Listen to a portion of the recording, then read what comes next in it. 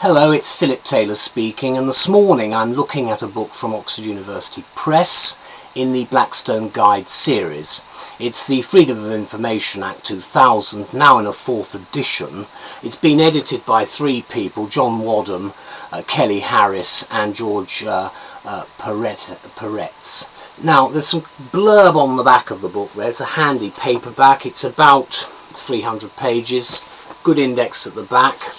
The standard stuff that you would expect. There's a useful series of chapter headings at the beginning, then you've got the statutes, then you go straight into the various parts of the legislation itself and the commentaries looking at specific areas which may be directly related to your practice.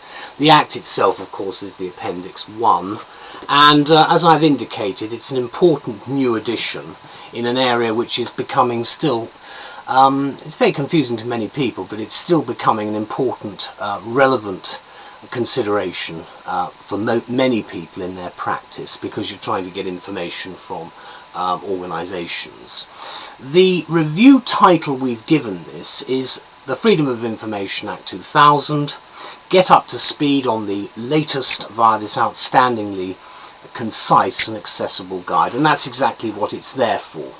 The original remit being that you get the piece of legislation and you need to have some comments fairly quickly on how it's going to work and what the pitfalls might be. So once again, the Blackstone Guides series have come up in what we term trumps in fulfilling its remit to publish topical and contemporary commentary by experts on recent or recently amended legislation, in this case the FOI. Which of course comes under the microscope of informed, concise scrutiny within the latest of the Blackstone Guides. Obviously it's a fourth edition. It's been very popular because it does actually give a great deal of additional assistance to people. The title now appears, as I say, for the fourth time, and you've got the latest in what is considered often controversial, sometimes bewilderingly contradictory pieces of legislation, which on occasion seems to have lent itself to a variety of interpretations, some of them quite possibly unintended by those who drafted it, although one sometimes wonders whether it's actually the freedom or lack of freedom of information which is the issue. For example, check out the actual wording of the Act given in its entirety in the guide, and look at, say, Section 9 on fees and Section 13, fees for disclosure, where costs of compliance exceed appropriate limit.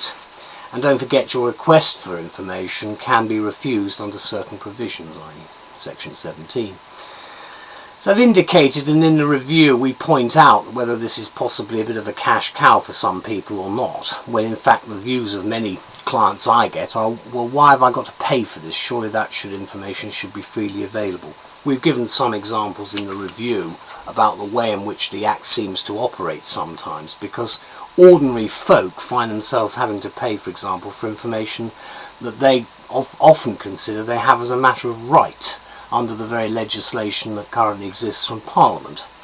And it's included various areas of law that we can look at. One that I have highlighted, which surprised me, were getting copies of witness statements.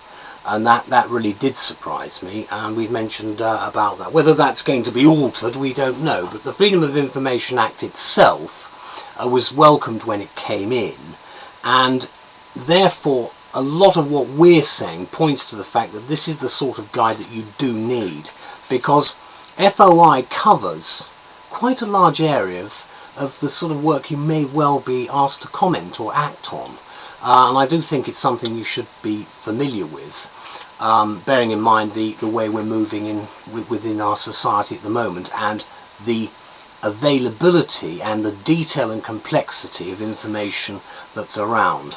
So let me conclude by saying that the new edition is completely up to date, incorporating all changes to the legislation since the previous edition.